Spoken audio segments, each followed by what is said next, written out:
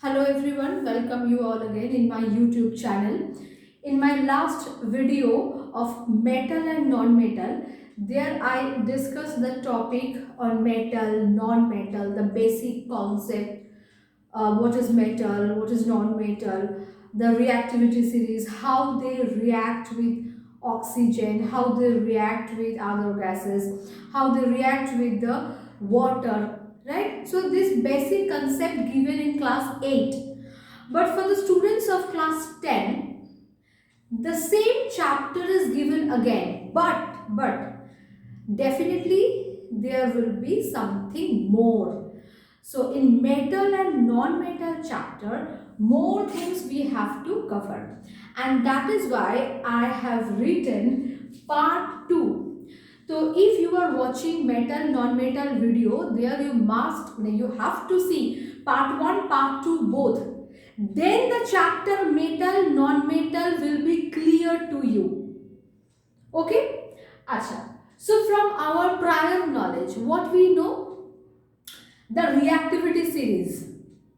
Potassium, sodium, they are highly reactive, whereas zinc, iron, lead, copper, silver, gold, they are less reactive. Fine. So here we will do the whole discussion that are related to the class 10. Okay.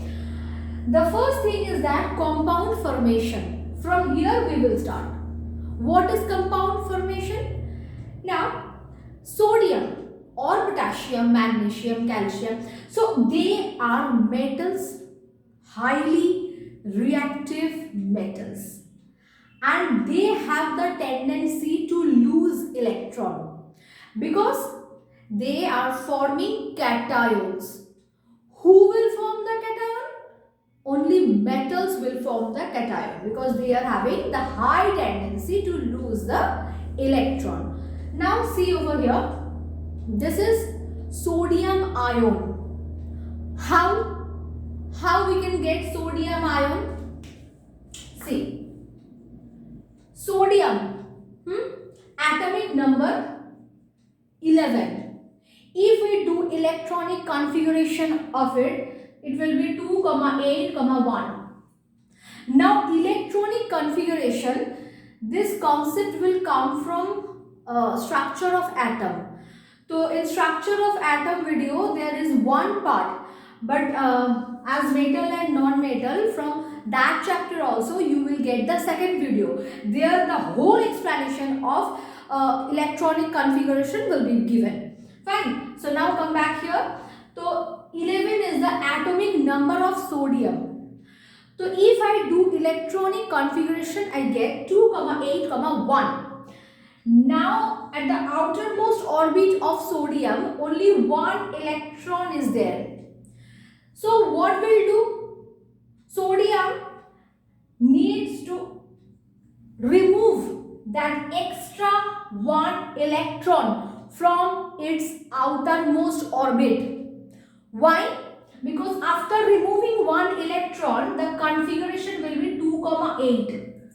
2, 8 is the configuration of neon. Neon gas. This is a noble gas. Helium, neon, argon, xenon, krypton, radon. So they all are the inert gases or noble gases. Metals, non-metals, all elements have the tendency to make their electronic configuration nearest to their noble gas so that they can be inactive. Why the noble gases are called noble? Because they are inactive. They will not react with any other elements or compound. Fine. So what I said, metal, non-metals, all elements are having the tendency to have the electronic configuration like their nearest noble gas. So if this one electron which is in outermost orbit of sodium, if it will be removed from there, so it will have the configuration like neon. Fine. So after that, what we will get here? The sodium plus. Sodium plus cation. Then come over here Cl. Acha, chlorine. What is atomic number of chlorine? 17. Okay? Acha. Now, if I write the configuration, it will be 2, 8, 7. Okay? So, at the outermost orbit, how many electrons are here? 7. So, the tendency of chlorine, fluorine or any other non-metal to accept the electrons. So, any non-metal, any gaseous, liquids, what they are having the tendency that they want to gain or accept the electron, and those electrons are coming from the metal, that electron will be accepted by the non-metals. Fine. Now Cl will accept the electron which is rejected by sodium. Now this electron will come over here. Okay. Now chlorine has accepted this one electron, and then the configuration will be 2, 8, 8. Now this is like a stable. This is in the stable situation and it will form Cl minus. So chloride ion. This is sodium ion. This is the chloride ion. I repeat how they have formed it. Now metals means sodium will reject the electron from the outermost orbit, and that rejected electron will be attracted or accepted by chlorine. Because chlorine is a halogen gas, it is highly what I will say electron affinity. This is called electron affinity. The topic I will explain you in later. Just for now, you have to understand, for halogen gases the electron affinity is very high. Affinity means to absorb or to take or to gain. Fine. So as having the high electron affinity, chlorine accepts the one electron that was rejected by sodium, and it will form chloride ion, Cl minus. Now one sodium ion, one chloride ion, they will form sodium chloride. How? See, from here I am getting +1, from here I am getting -1. So +1 -1 equal to basically 0. So one cation plus one anion will make the compound. And compound is neutral. This is chargeless, neutral, because the same charges conjugate with each other, and after that they have formed the compound. So that is why compounds are chargeless. Okay? Acha. Next, extraction of metals. So here we have learned the reaction of metal and non-metal. This is basically reaction of metal and non-metal to make the compound. This is done. Now next thing is that extraction of metal. How we can extract the metal from ore. Ore means the impure things and compound that we are collecting from earth's crust. That are called ore. So how we can extract the metal from their ore? This thing we need to learn. Achha, here I have written the name of the metals according to their reactivity series. So you know potassium, sodium, calcium, magnesium, aluminium. These all are highly reactive metals. After that, zinc, iron, lead, copper, medium or moderately they are reactive.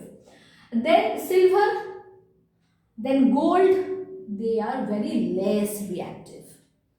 Okay? Achha. Now, see what I have written here.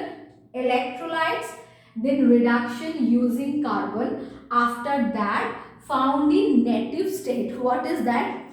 Now, potassium, sodium, calcium, magnesium, aluminium, as they are highly reactive, so you cannot get them in free state. We can't get the metal from the earth as a free state, as they are highly reactive. So how we get them? As oxide. As an oxide we get these elements, we get these metals. Now come. Here zinc, iron, lead, copper, they are moderately reactive. So how we get that? Now mainly found in the form of oxide or sulfide or carbonate.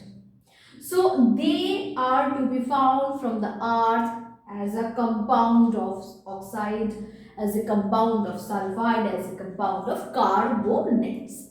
After that, silver, gold, they are very less reactive. That is why we make the ornaments of gold, silver, and we can use that. So directly you can get them as a free. That's why this word is written, native state. Okay? Acha. Now, here see the chart. What is it? The extraction of metal. How we extract the metal from ore. Total 3 segments are here.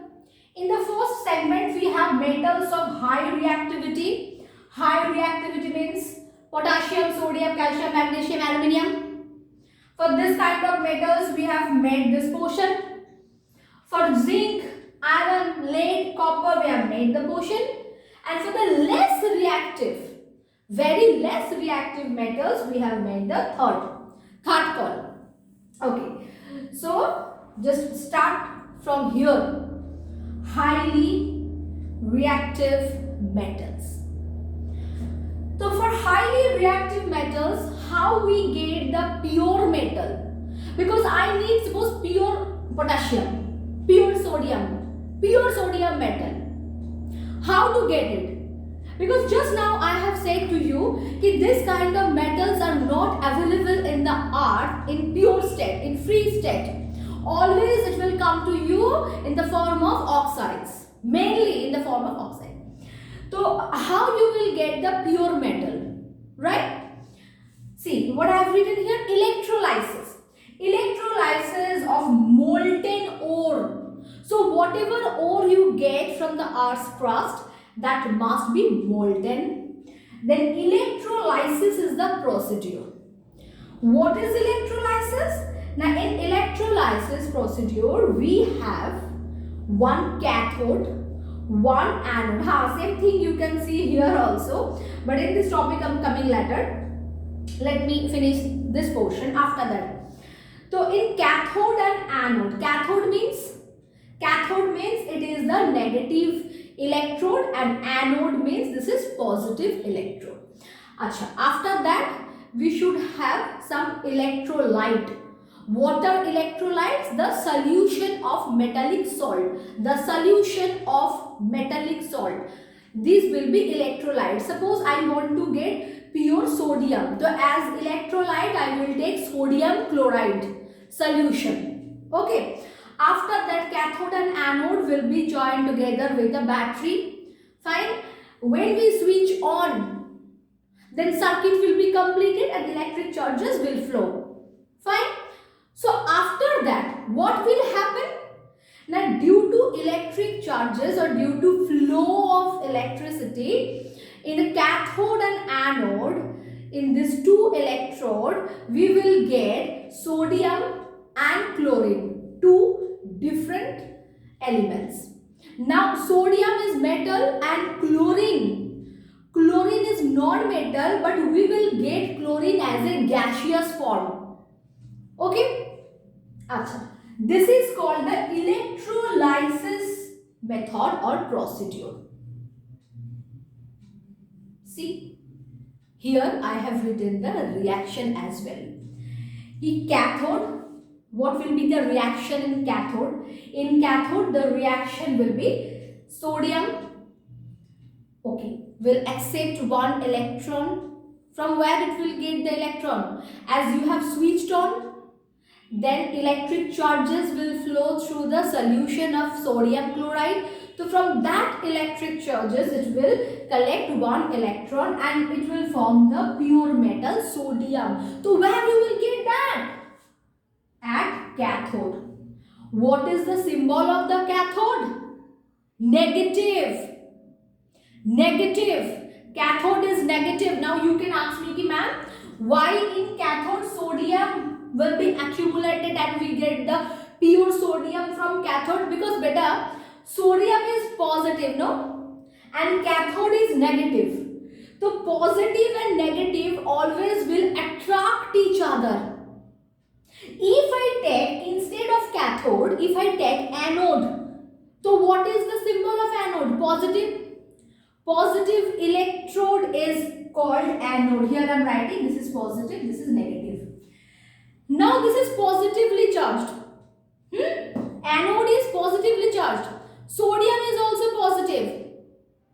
Is attraction possible? No, there will be repulsion. So you cannot get the sodium from anode. This concept is clear. We get sodium from cathode. Why? Because cathode is negative. Sodium is positive. Negative and positive charges will attract each other, and that is why in cathode you will get pure sodium. Now come over here, anode. Anode is positive. So here, which element will accumulate? The chlorine or chloride ion will be attracted towards anode. And after that, what will happen? It will reject the electron. And after rejecting the electron, what the scenario we can get? Chlorine gas. Chlorine gas will be liberated. Okay? So this is how you can get the pure metal by using electrolysis procedure. Fine? Acha. Now come to the middle part. Metal of medium reactivity. Medium, zinc, iron, lead, copper, these things. Actually now, copper is very less reactive. Very less. So that is why sometimes we write copper in the form of medium reactivity or less reactivity series, because here also you can see I have written here the Cu, copper. So you can say ki ma'am, as you have written here in the middle part, so why the reaction is written over here? So that's why I am telling the copper is actually, see, the position of the copper is that last position of medium reactivity series. So that means it is generally very less reactive. Okay, Achha, now come. So metals of medium reactivity series, here how we will separate the iron ore. Now in arts crust, in the form of carbonate ore and in the form of sulfide ore, we get zinc, iron, lead, etc. So after that we do two kinds of processes. If you get the carbonate ore, suppose zinc carbonate, ZnCO3. Okay, in that case we apply calcination method. if you get sulfide ore like zinc sulfide, so in that case we apply the procedure of roasting, calcination, roasting. These two methods or these two procedure where we apply calcination for carbonate ore, roasting for sulfide ore. That's all. After that, what we will get? Oxide of metal. Then we have to reduce it, because oxide means oxygen is present with the metal. We have to reduce. Reduce means oxygen has to be removed from the oxide. That means this is reduction. After reduction, you will get the pure metal. Okay? Acha. Now we have to understand calcination process and roasting process. Acha. See, here I have written the two definition, not definition, the concept of roasting and calcination. So what is roasting?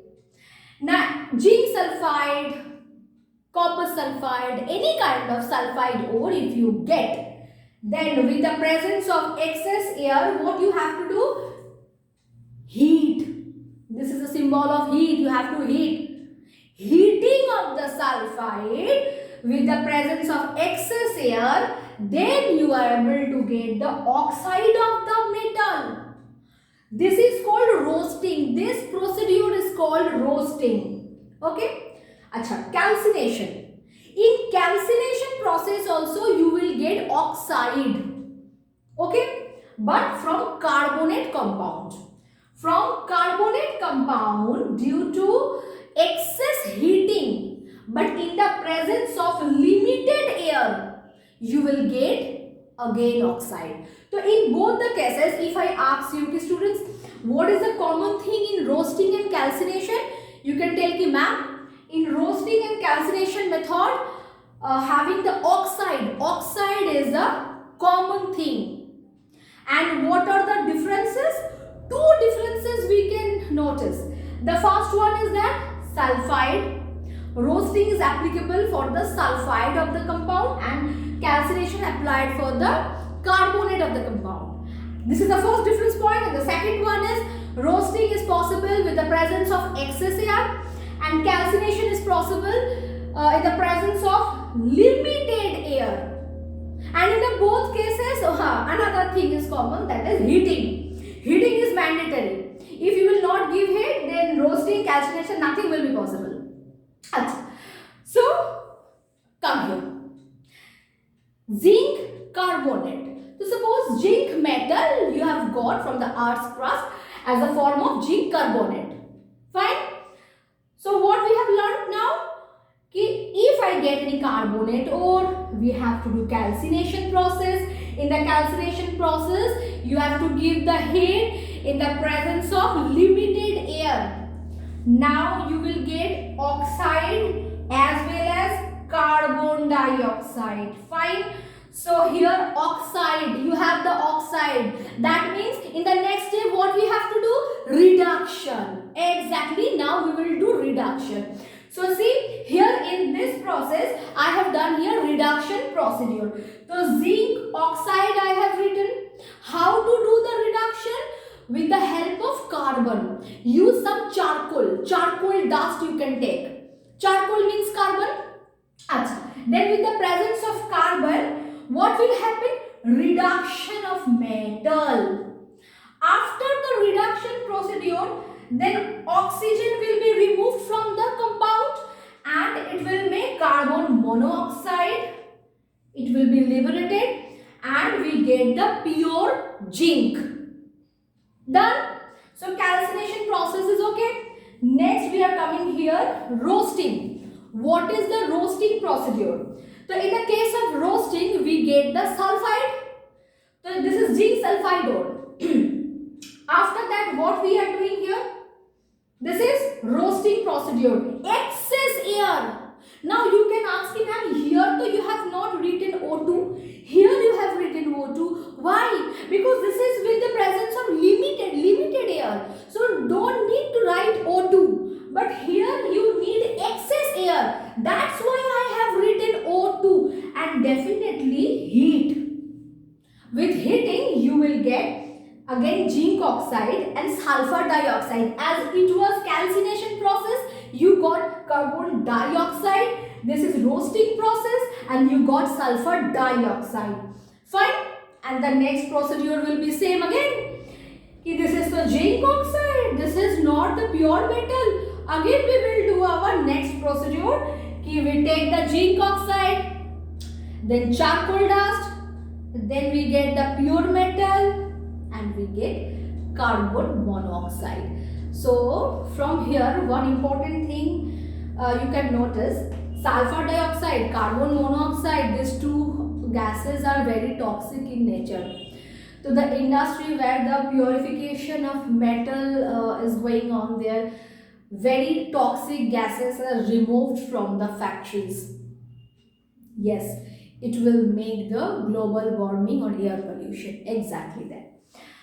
But still we have to do. We have no choice. We need to get the pure metal. We are bound to do that. So we are doing. Next, metals of low reactivity series. So now see, copper, silver, gold, they are low reactive or less reactive. So how to do it? Sulfide ore, then roasting, then metal, then refining. This is called the flow chart. So if you understand the flowchart easily, you can write your answer by own. So you don't need to remember the fact, things or many lines from your book. Just you have to understand the concept or topic, and after that you can write it properly with your own words. Okay, chalo. So when we will get the sulfide ore from the earth's crust, for what? Now for less reactive metal. So after that we will do the roasting procedure, and roasting we have learned over here. Roasting procedure means with the help of excess air. Next we need to give heat. Then we get the oxide. See, here also I have done the same thing. Copper sulfide, then excess air, then heating, then copper oxide and sulfur dioxide. Okay. After that I take copper oxide. Then what I did? This is called reduction method. Otherwise you will not get metal. So in this case, see, this is the difference. I am not using the carbon. In the previous case, I used the carbon for doing the reduction. But see, here I am not using the carbon. Here instead of carbon, what I am using? Directly copper sulfide. The copper sulfide I have used as a reducing agent. Okay, I am writing here reducing agent. Ra means reducing agent. So then again we have to apply heat and we get copper metal, and as usual sulfur dioxide gas. So this is how we get the copper metal. Okay, after the roasting procedure. Now we have to come over here, refinery process. So how to do the refinery process? The refinery process will be done by the same way, that is electrolysis. So in electrolysis, the container where you will do the entire work, that is called voltameter. Volta. Huge difference between voltmeter and voltameter. Voltmeter is different thing. And voltameter is one container where we do the refinery procedure. And electrolyte, just I have said before, keep the metallic salt, the solution of metallic salt we use as electrolyte. Then cathode, then anode. Cathode, what is the symbol? Minus. Anode, what is the symbol? Plus. After that, battery is connected, then you switch on. One more important thing. Here we are doing the refinery method. So in cathode, which thing you will take? Now pure metal. Pure metal you will take in the cathode bar. Okay? And impure metal, it will be in anode. Fine. Now I am telling you the process. When I switch on, then what will happen? From anode, the impurities will dissolve into the solution. Which kind of impurities? Now the impurities which are soluble, they will dissolve in the solution. What about insoluble impurities? They will not dissolve. So they will make the anode mud. Anode mud. And after that, the metal, the pure metal, will come and deposited to cathode. So when we take out the cathode bar, we get the pure metal. And impurities will be stored at anode as a anode mud. Those who are not dissolving in the solution, and the impurities, those can dissolve, they will be dissolved easily in the solution, then no issue. Okay, so if you see in the short question it is given from which electrode, in which electrode we get pure metal, so your answer will be cathode. Remember it, huh? Acha, the same thing, the same procedure we apply in the next step for doing the galvanization. Now you will say, ma'am has said one new word, that is galvanization. What is galvanization? Okay, so galvanization is a process by which we can give the strength and a shiny appearance to our metal, like iron, then steel. Okay, Acha. So how to do it? In that case, we use the zinc and we use we use iron zinc. Suppose I'm doing the galvanization procedure on iron metal. Okay, so you know iron is having the tendency to get rusted. Okay, so what we do? Now we apply the electrolysis procedure. As cathode, you will take the iron bar. Okay, and as anode, you will take the zinc. So when you will start your electrolysis procedure, the zinc metal will dissociate on the cathode. So there will be one layer or one coating of zinc layer over the iron metal. So this is how you can prevent your metal from corrosion. Okay, acha. So the last part of metal and non-metal is corrosion and prevention from corrosion. So corrosion means when the metals are getting disturbed by the moisture, by oxide. So the luster, the hardness, the strength will lose. So after that we have to take some prevention so that our metals will not be damaged or destroyed. So we can use any grease, lubricating oils, painting, and just how I have said, the galvanization process. Okay. Okay, so today in this video, the whole topic of metal and non-metal ultimately I have covered. So in my video list, you will get the part 1, this is part 2. To watch part 1 and part 2 one by one, the chapter will be cleared. So in the next video of metal and non-metal, there I will write part 3. So in that video, I will discuss the question answer with you. Okay. So for today, this is enough. Now, bye everyone.